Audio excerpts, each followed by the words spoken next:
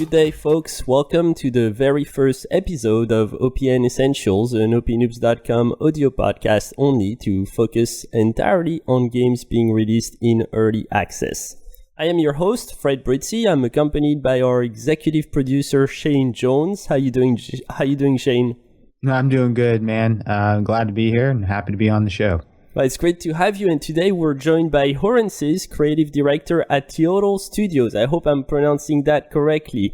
We're going to talk about the recent release of the very beautiful survival game titled The Solus Project, unleashed into the flammable from time to time, but also constructive and potentially rewarding pit that is early access. And we hope this show is going to present our guest with an opportunity to discuss the game and the motivation behind it, of course, but also much of the community feedback received on Steam forums since its launch on February 18, 2016. So first and foremost, Hourences, thank you for joining us. Yeah, well, thanks for having me on the show. We're excited to talk to you. We look forward to hearing a little bit about yourself. And before we get into the Solus Project, I want to begin this conversation with what I perhaps arrogantly would call a philosophical opening. And I do so because I find it important to place creativity in its context. You've been working on this project, I believe, for 2.5 years. And I'd like to understand what motivates the creative minds behind the games that we, at the end of the day, gamers end up playing. Hourences, if you don't mind, can you tell us a little bit about yourself and perhaps more importantly, what brought you to develop games for a living? Yeah, so I started in 1999 when I got the first Unreal game, so the Unreal 1. And I found the editor in that, just looking through the files on the computer. And I started the editor. I didn't have internet even back then, so I just clicked around in it endlessly. And eventually I actually managed to make levels by just clicking in it randomly, right? So I started making levels, and eventually I got internet. And you find out there's more people doing this. You know, there's a whole community. You get into the community, and from that got me into the industry basically. Because then I got friends, and the friends getting jobs in the industry, and because of those contacts you get in. How old were you when you got started? 15, 16, I think it was. Oh, wow. Yeah.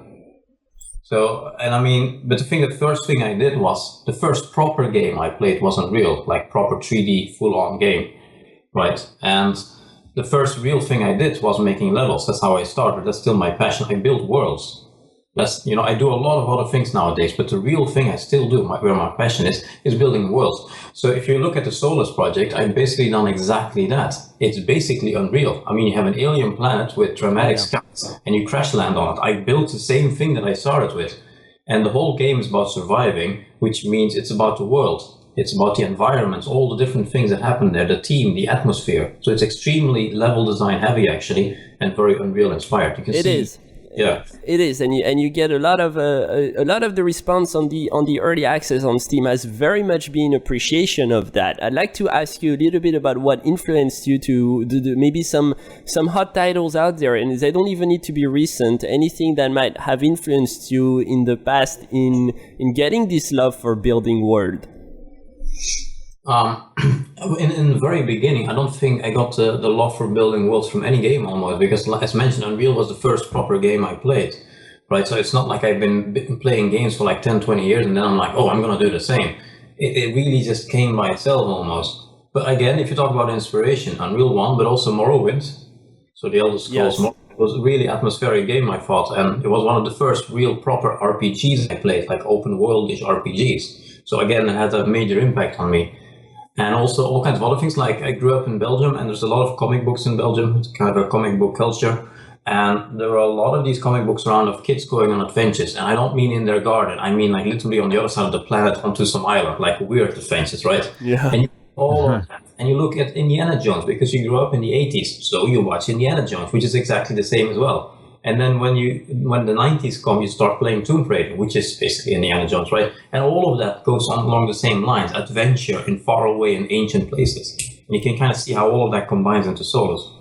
Yeah, absolutely. I personally can definitely connect on that. I'm an adventure fan. I'm a big RPG gamer. So for me, there's most of the enjoyment I get out of playing video games really is in discovering the universe and walking into it and getting to know it as if it was an actual place. So I can definitely understand where you're coming from. My second question is a little tougher, and you should really take it as our company's, I guess I want to say, inevitable request to developers to comment on what they believe differentiates PC gaming and PC gamers, because we're PC gaming centric, from the rest of the industry. So, in other words, what do you, Hourences of Teotl Studio, make of our favorite platform, and how do you understand our community, PC gamers, for their core qualities, but also, let's admit it, for their occasional shortcomings, especially in light of your recent experience connecting with us on a deeper level via early access?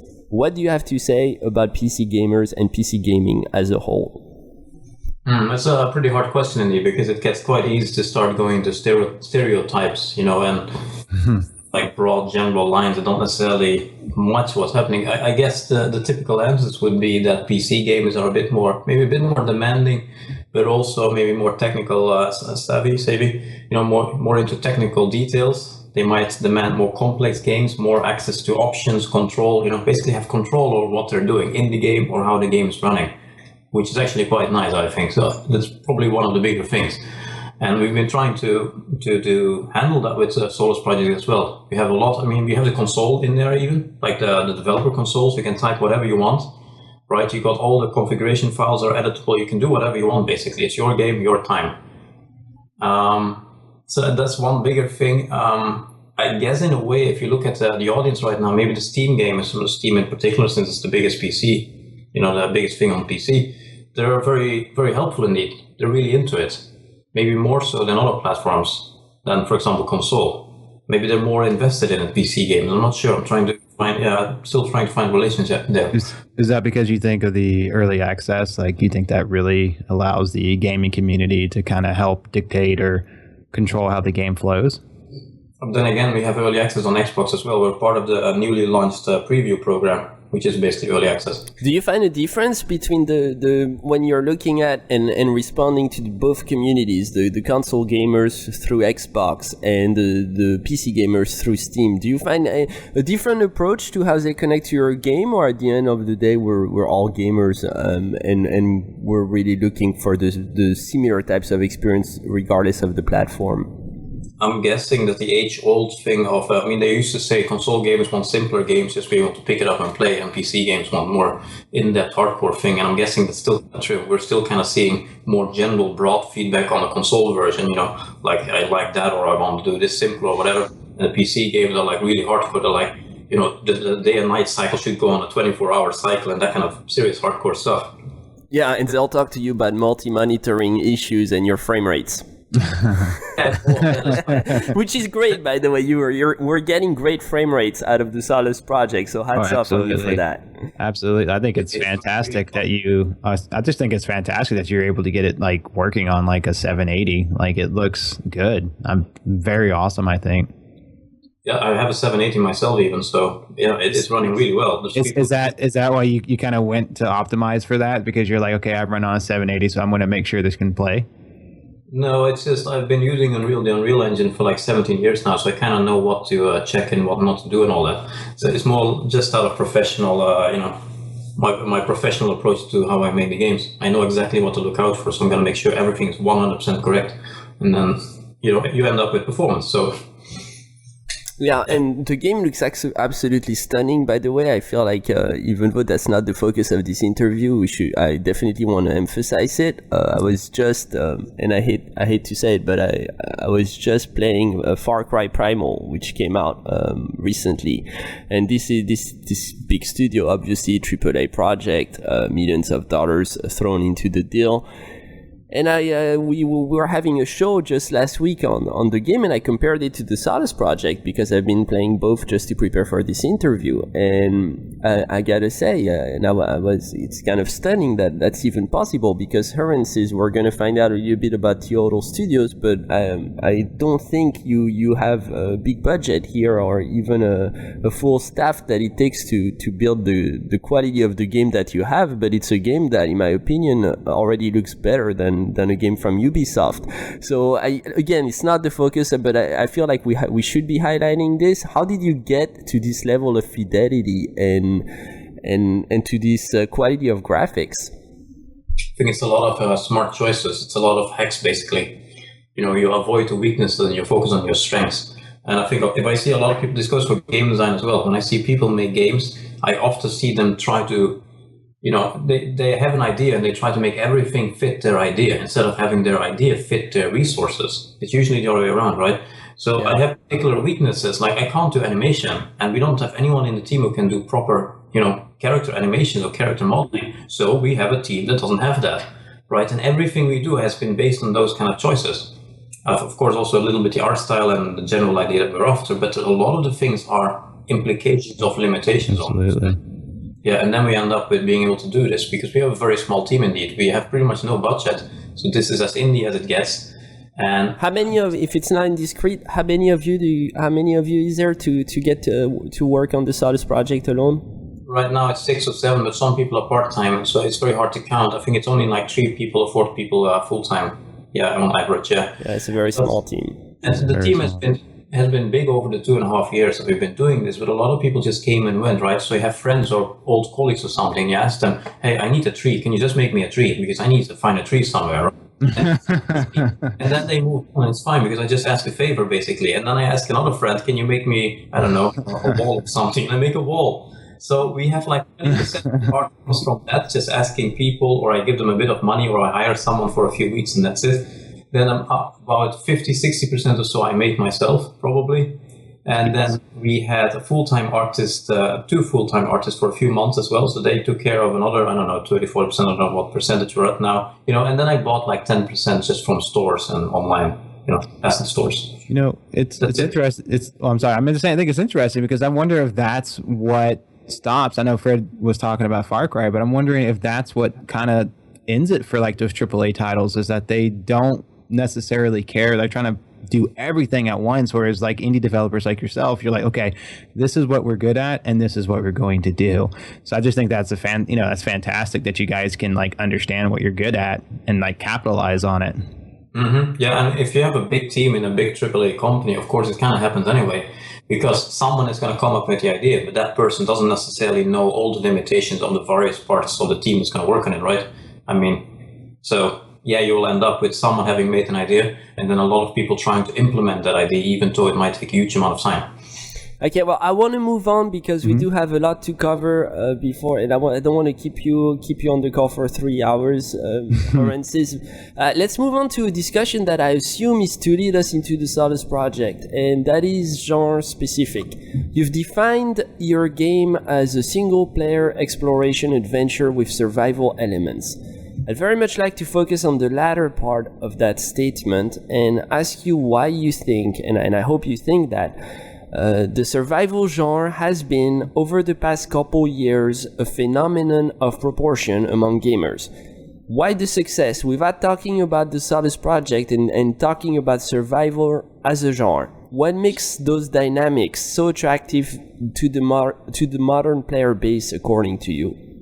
I don't have any numbers. I don't have proper research on these numbers, but what I think happened primarily, or was at least a big part of it, is that around 2009 you had Minecraft coming up, and when survival games came up, when was the first one? I don't know, 2010, 2011, 12? I'm not sure exactly when it started. Around there, yeah. Yeah, around there, which is a little bit after Minecraft. Now, if you look at what Minecraft did, especially the first few versions, right? I bought Minecraft in 2009, I played it in 2010, I don't know what happened afterwards, but in the beginning, you basically spawned in a world with no objective, you had to just walk around, and you had to craft and build things and explore. That's all you did. And that's what sold millions. So then I think an entire generation... To everyone's surprise as well. Yes. Absolutely. It did everything wrong, and it sold millions. So...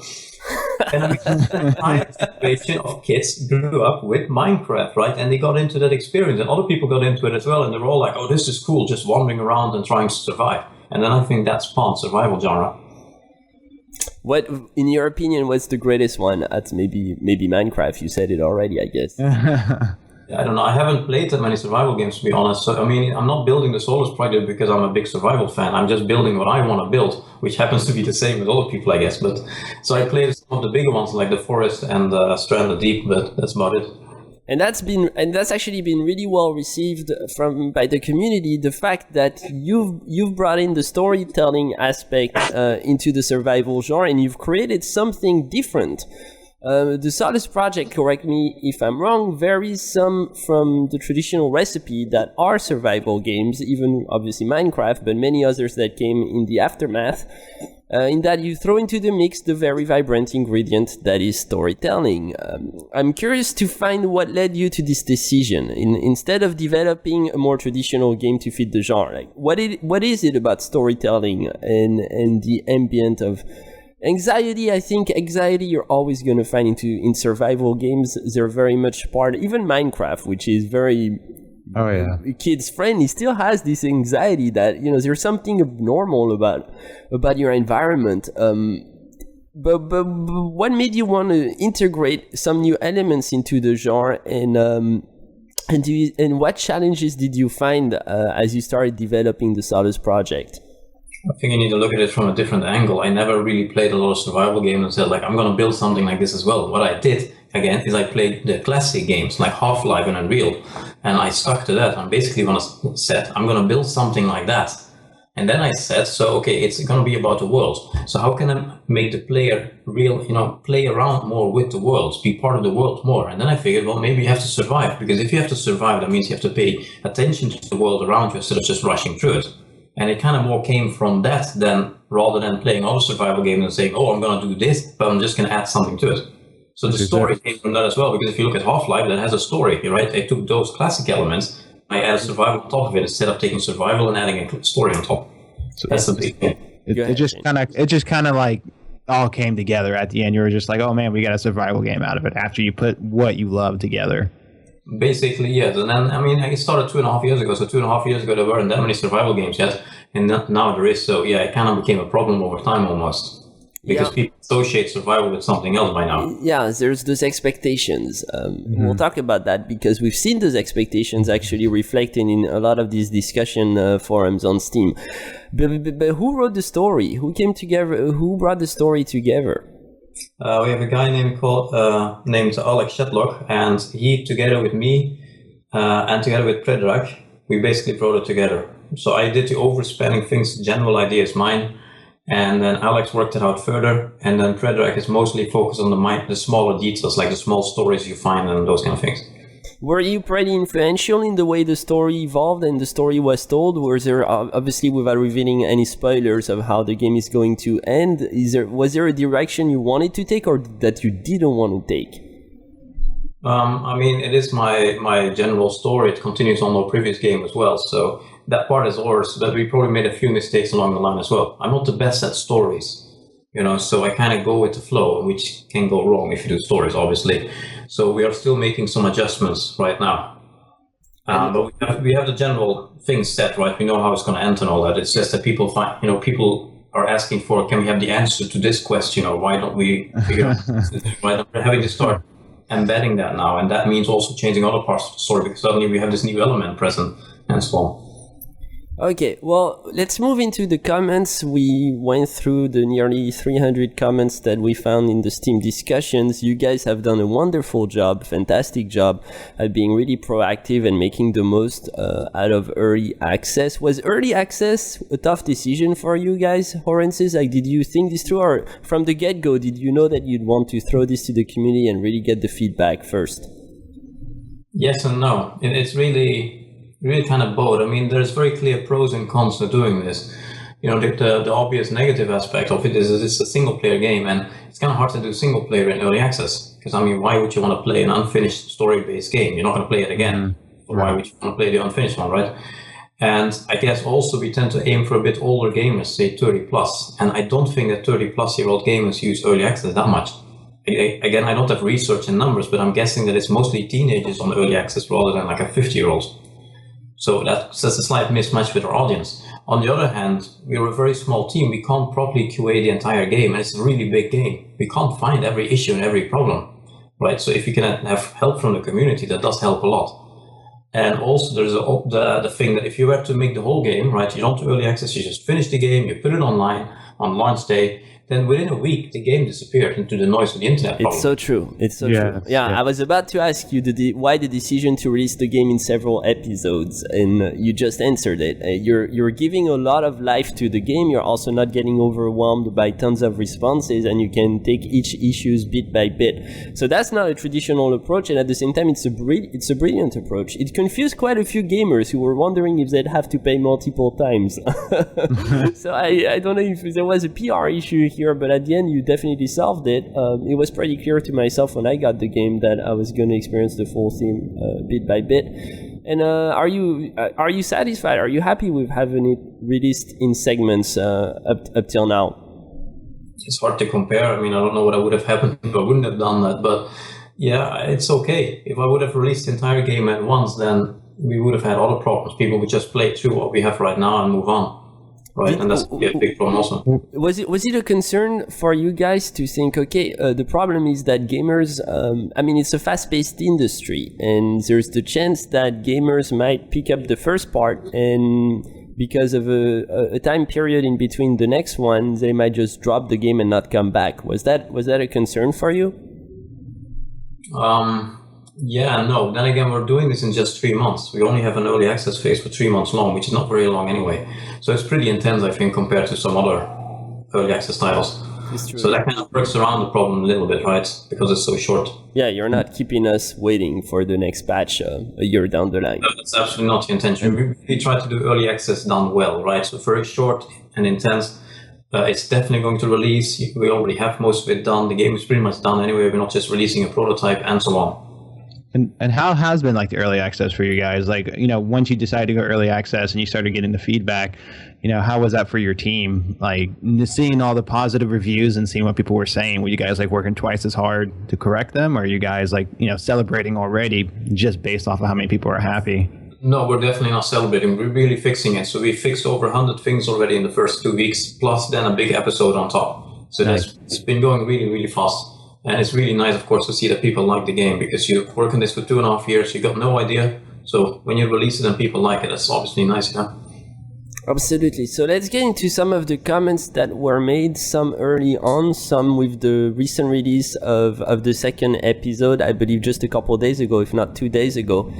I want to start with some observations that were found on Steam, and I'd like to give you an opportunity to respond to it. Hourences, you've already done so on Steam, as I mentioned earlier, but it's always good to get actually the voice of the developer to directly address some of those concerns and how you guys feel about it. One of the first comments that we heard, which I believe was, I'm gonna quote every single person on Steam who made some of those comments, was from Lithium Dragon, who noticed that some of the biggest annoyances to him, and this is to be taken with a grain of salt, obviously the game is overwhelmingly positively received on Steam, are that you get one save slot, which I don't know that is true, and he calls it game breaking for a number of reasons when a save occurs at a bad time.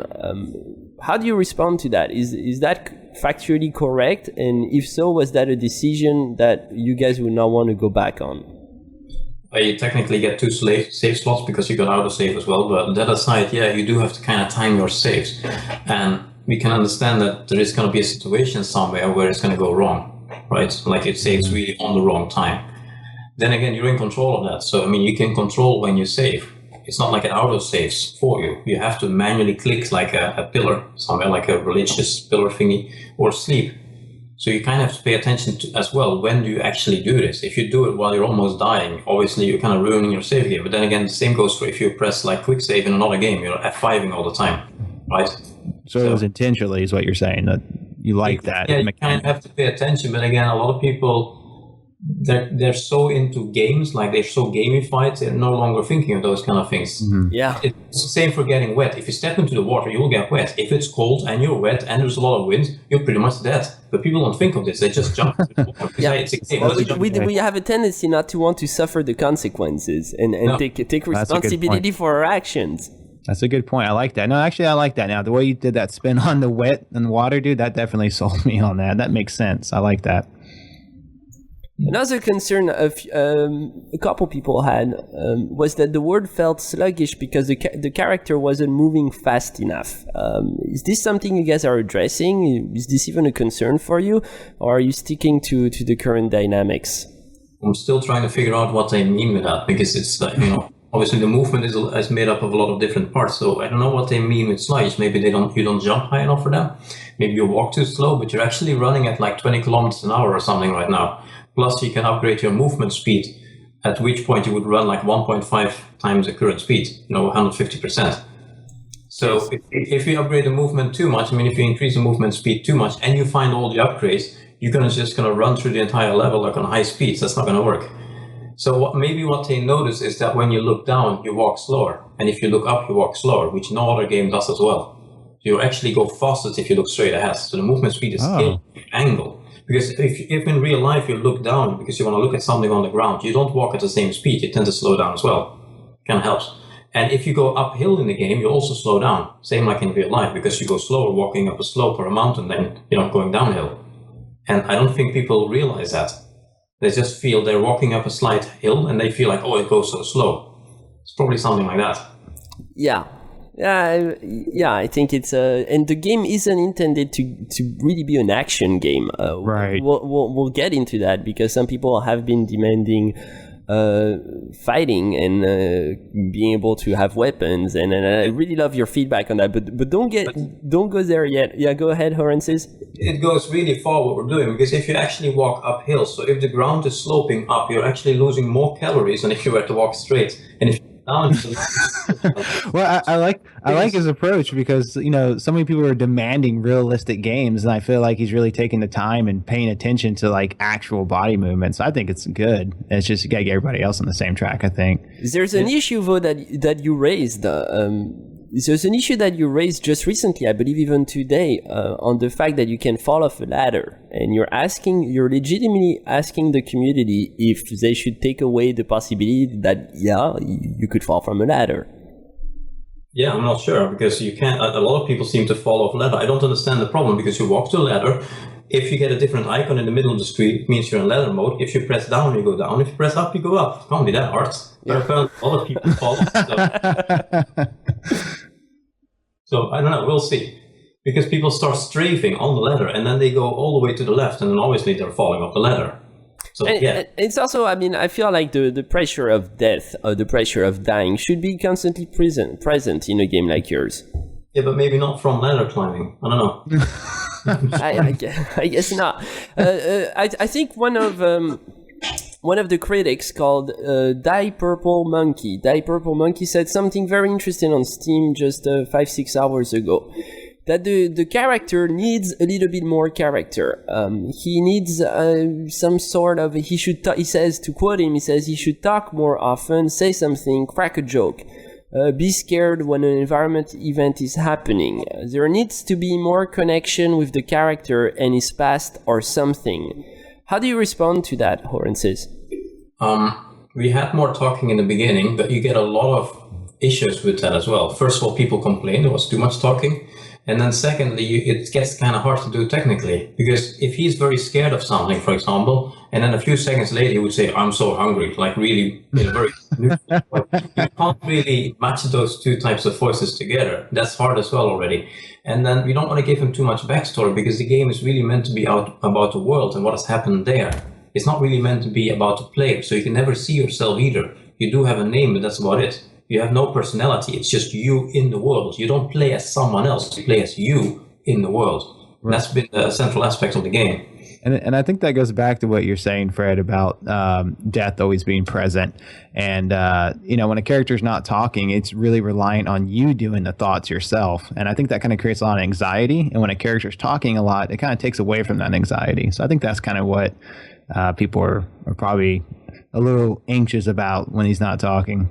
Absolutely. And again, old school. Look at Unreal, Half-Life and all that. You never really see yourself in those games. You never talk, nothing happens. It's all about what happens in front of you. So, yeah, absolutely. From a graphical standpoint, somebody addressed address something, and he defined it as nitpicky. I think it kind of is nitpicky, but I would. I'm also a guy that's very. I like beautiful graphics, beautiful textures. Yours definitely has them, and he makes an interesting point. He says that texture and objects in caves could be improved some. I quote again: "Since a good portion of this beautiful game appears to be underground, I think it's important that those parts of the game are visually on par with the surface. It appears to me, though, as if some underground sections were created hastily or just not with the same attention to detail." Do you feel that's warranted, Hourences? And are you guys taking steps to better the caves graphically? No, I don't think that's entirely warranted, to be honest. I mean, obviously there are some stretched textures left to right, but we've got like, I don't know how many kilometers we have, but let's say it's 100 square kilometers or whatever of corridors and islands and all kind of other stuff made with 3 people or whatever, right? I mean, there's a limit. So, and it's high graphics already, so we're not going to be able to do every single corner perfectly. There's going to be an issue somewhere. And even in really big games, even in a game like Fallout or Skyrim, you're going to be able to find something. It's impossible to do, simply. So... Yeah, I agree with you. I'm taking the side of developer on this one because the game looks gorgeous in comparison to other indie titles. And most people say this game looks very good. Let's approach the issue of replayability. This comes from JM Cleaver, who says, "I have read where the dev said the whole game will be around 10 hours long. To me, that is too short. Is there any thoughts about expanding the world or making a procedural branch?" And to that, before I let you comment on that, I do want to make note that a lot of the community has replied, essentially stating that you were being very humble about how long it takes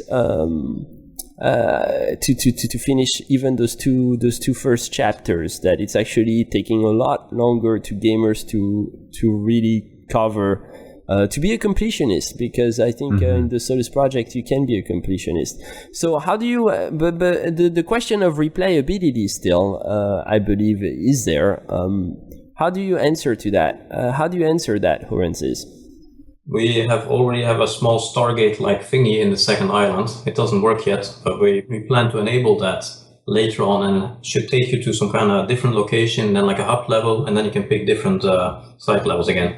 In other words, we already prepared it for like DLC content, so we can extend this for as long as we want to do, right? But it only goes if you sell enough, so we'll see how it goes. And with replayability in general, it seems people can spend 10, 20 hours or so in a game, and that's quite long, I think, for like 15, 20 euros. Oh, yeah. Yeah, so, and obviously at some point you're going to have found everything. You can freely backtrack in a game, you can do whatever you want, you don't have to go forward, right? So you can just hang around endlessly and just try to survive forever. But again, at some point you've done everything and then it kind of ends, But that goes for most games. No, and I think you brought up a good point there. I mean, you're right. I mean, 10, 15 hours for a $15 game. Like, I think people kind of overlook that fact sometimes. Like, that's a lot of gameplay hours versus some games where you pay $60 and you only get like 4 to 6. So I think that's a great point. Mm-hmm. I would go as far as arguing that the industry as a whole puts way too much emphasis on the 60-hour-long game and what it's worth, especially since the indie scene has really come in to contribute to the industry as a whole, and they've made the market so dynamic and fast-paced that maybe perhaps nowadays gamers don't want to spend 40, 50 hours on a game, because that means you're missing out on all the other games in the meantime. So I feel I feel like the consumer base is very much asking for quality more so than quantity, and I think that's especially true when it comes to PC gaming. I like to go ahead. That night, a 10-hour game is actually long. Yes. Yeah, it's 5 times the size of a movie. Yeah, I mean, it's long. It's longer than most $60 games. So, I mean, I think it's a good thing. Yeah, it might get even too long for some. Again, we aim for kind of slightly older gamers, and they don't have that much time usually. Actually, they have the least amount of time of all. So it might almost be too long. It's true. It's very true. It's very true. JM Cleaver also made a few other interesting comments. Some I might agree with, others less. He said he would love to have building aspects implemented into the game. He's looked at survival games that have building aspects, and he would really love to be able to build certain structures. How do you feel about that? Is that something you wish you could have done more of with a bigger team, or do you feel like you struck the right balance? For building to work, you need a player who stays in the same area almost, so you can actually, so it makes sense to build something. And in the Solus Project, you never really stay in the same area. You're always moving forward and traveling. I mean, it doesn't really make sense to build a building on island 1 if you're going to spend 90% of the game on all the other islands, right? And so on. So that's the biggest issue. We can't really do this because there's just no point building anything. You think that's like the Minecraft effect going on there? Yeah, I think they look at other survival games and they maybe come to the Solus Project and they have certain expectations, and then we don't have that because we're not that kind of game, and then they're going to have requests like these. Would you say the same about crafting options? I mean, obviously you can have maybe a bit more crafting, but we're not going to become a crafting heavy game. The thing with all those other survival games is that they're sandboxy in style, and that crafting is almost the only thing you can do. So obviously, yeah, they have an extensive crafting system, because the crafting in their games is meant to carry the entire experience almost. Yes, that's true. They don't have that at all. That's well said. Then I think he went on with 2 additional comments that I'm still gonna emphasize. I'm still gonna highlight, because he was not the only one on Steam to make them, and I think they should trigger a conversation, and we'd love to get the developers' feedback directly on this. The first one is, and you're probably gonna raise your eyebrows, but the first one is multiplayer, or at least co-op.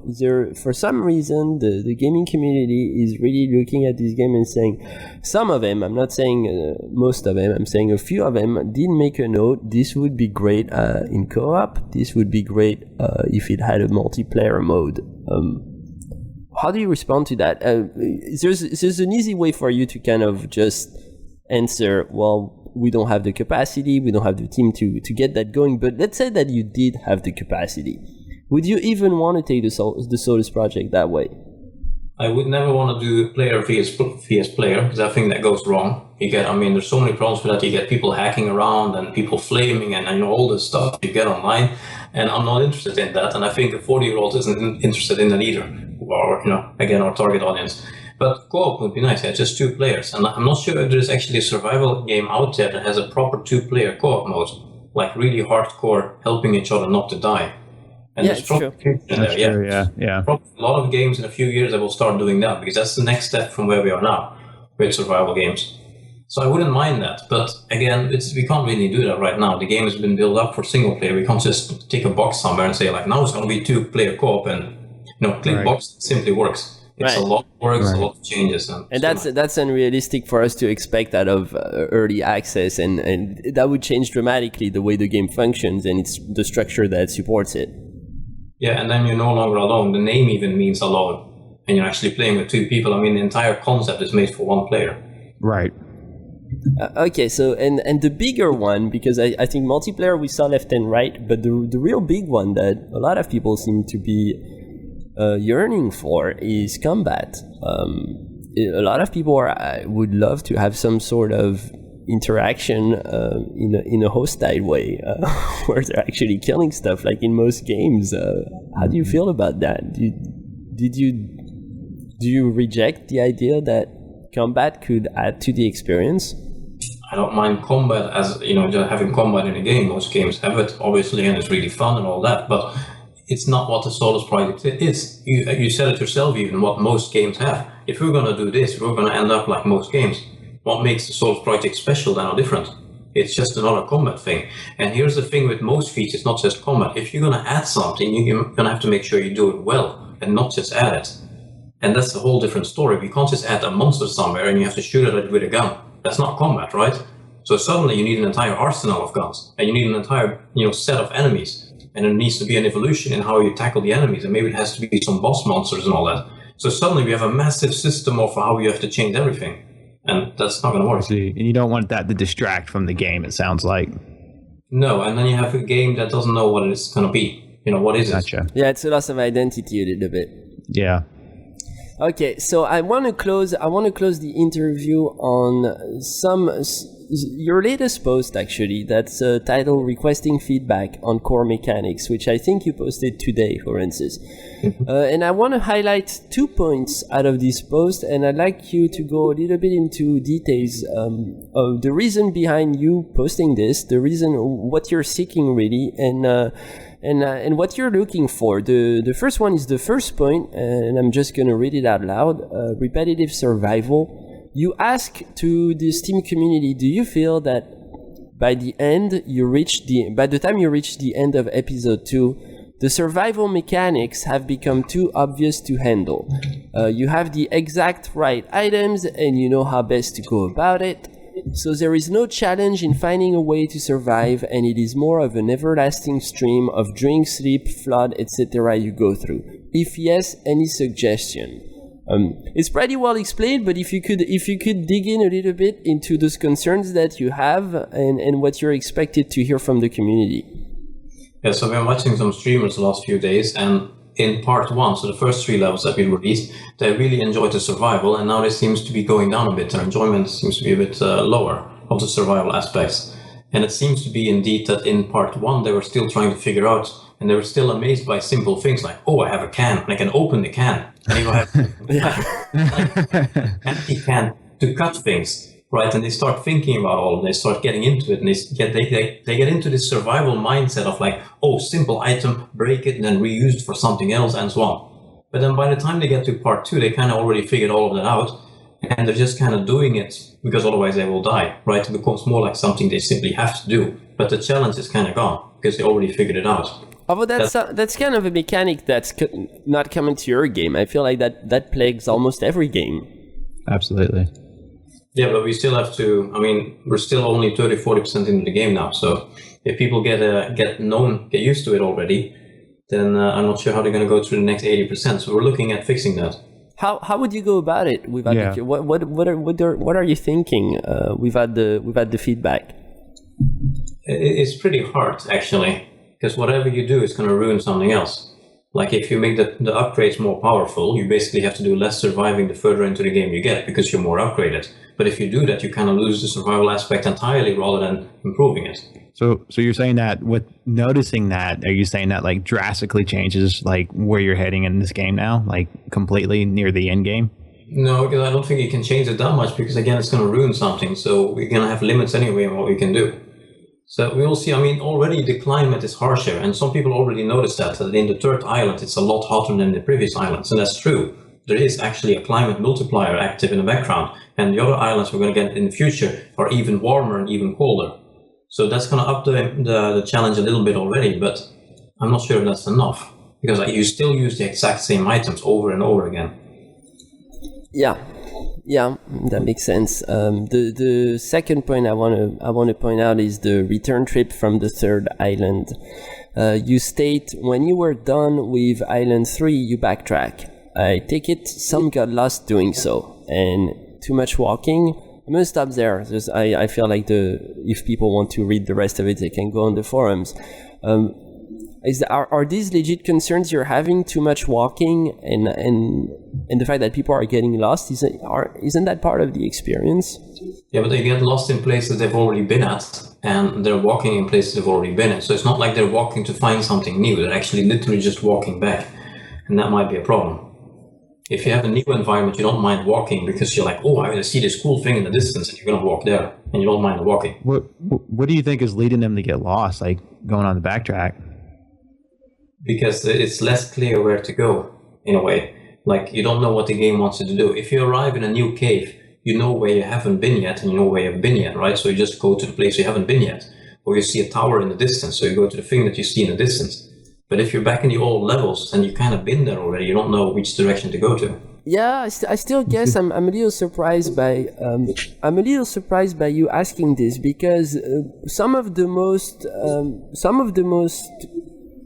some of the biggest compliments you've had on Steam is the fact that this is not linear approach. That this is, and I get it. It's, you know, it might be a little bit problematic that you get lost in areas that you've already been in, but still, I feel like that's very much part of the charm of the game. It's that you are in an open world, you're in this different universe that can be disorientating, and it's okay. Your player base is responding positively to that, in my opinion. This is something that is making the game a success. I don't know that you would want, and it's my personal opinion obviously, but I don't know that you would want to make it easier or to guide the gamer better. I feel like that's something that people are responding positively to. Yes and no, but then again, the game is already quite long, and if people just kind of wander around trying to look for where to go, it's not great either, right? And again, if you take a 40-year-old who comes home, you know, and he has a family and all that, and by like 11 in the evening, he finally has 30 minutes to relax, does he want to just aimlessly wander around because he doesn't know where to go? You're describing myself right now. Right. So what? Oh, go ahead. I'm sorry. We don't want to break that either. We don't want to take the exploration part away, but perhaps you can do simple things that kind of subtly push you in the right direction, right? So maybe you find footsteps, for example, of something that weren't there before, and start following the footsteps and so on. Yeah, that was actually going to be my next question, which was how you guys are combating it. You know, is this just like your active approach right now, like going forward, like figuring out how you're going to prevent that? There's a lot of subtle stuff in the environment. I think most people don't even realize it. So like they might subconsciously notice it, but they can't tell it's there. So indeed, things like footsteps, there might be a sound coming from one particular direction, maybe a very subtle sound. You know, like things like little lines of flowers on the ground, people tend to follow lines. So if they see a line, they might not even realize it's a line, but they are still following it. Really subtle stuff like that. Nice. Okay, makes good sense. Hourences, we're not gonna keep you any longer. I do want to close with your comments on early access as far as the Solus Project goes. Are you happy with having it released that way first? And what did you get out of it that really makes you thankful you did or not thankful? I think we mostly got confirmation out of it that what we're doing right now is working. People like it, so that's a good thing. And we obviously got help from the community in the sense of testing and feedback, and you know, having some more people to run things by instead of just discussing it ourselves. So that's helpful as well. Those two things, and it helps to build up a relationship with the press already, which you're gonna need for full release. So, absolutely. And when is the full release, if we can know that? We're looking at May, but we don't know the date yet. We have to look at when other games are coming out. You know, apparently Uncharted, for example, was pushed to I think the May 12 or something like that. And that's obviously not a game you want to be near, especially if this kind of genre. So we'll see how it goes. You know, it might end up being the first week of June or something as well. We'll see. After the release, are you planning on staying in developing the Solus Project, or are you looking at the next big things for Teodor Studios? It really depends on the release of the game. We can't say. Like, obviously, we spend so much time on it. We need a break. And we need to have some money coming in, right? Fair enough. Right. Fair enough. I do want to close. Actually, I do want to close on a comment that I saw on a big price gaming site, whose name I won't disclose. The game being compared to Fallout 4. How do you respond to that? Well, if people want to compare it to that, they can. But sure, it probably attracts somewhat the same audience, I'm guessing. Someone who enjoys Fallout will probably enjoy this as well. But it's not Fallout, obviously. Yeah, In fact, I've never played that much Fallout. Right. Yeah. That's actually how I felt when I read it. Yeah.